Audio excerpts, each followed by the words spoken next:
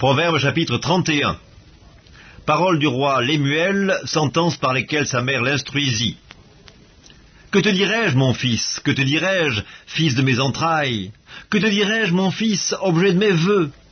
Ne livre pas ta vigueur aux femmes, et tes voix à celles qui perdent les rois.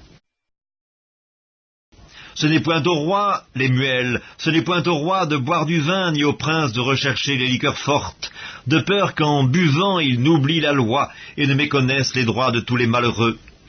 Donnez des liqueurs fortes à celui qui périt, et du vin à celui qui a l'amertume dans l'âme, qu'il boive et qu'il oublie sa pauvreté, et qu'il ne se souvienne plus de ses peines.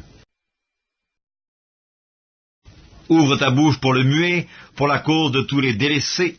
Ouvre ta bouche, juge avec justice, et défends le malheureux et l'indigent. Qui peut trouver une femme vertueuse? Elle a bien plus de valeur que les perles. Le cœur de son mari a confiance en elle, et les produits ne lui feront pas défaut. Elle lui fait du bien, et non du mal, tous les jours de sa vie. Elle se procure de la laine et du lin, et travaille d'une main joyeuse. Elle est comme un navire marchand, elle amène son pain de loin. Elle se lève lorsqu'il est encore nuit, et elle donne la nourriture à sa maison et la tâche à ses servantes. Elle pense à un champ, et elle l'acquiert.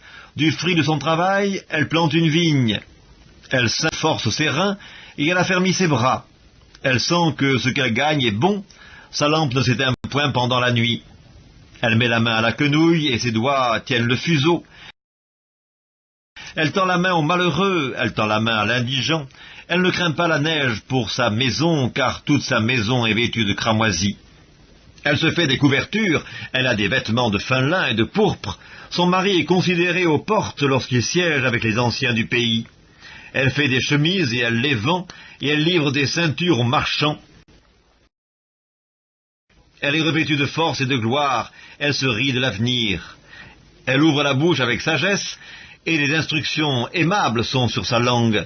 Elle veille sur ce qui se passe dans sa maison, et elle ne mange pas le pain de paresse.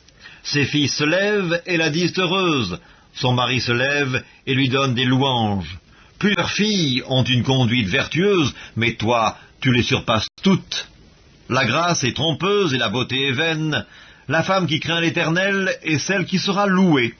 Récompensez-la du fruit de son travail, et qu'aux portes, ses œuvres la louent.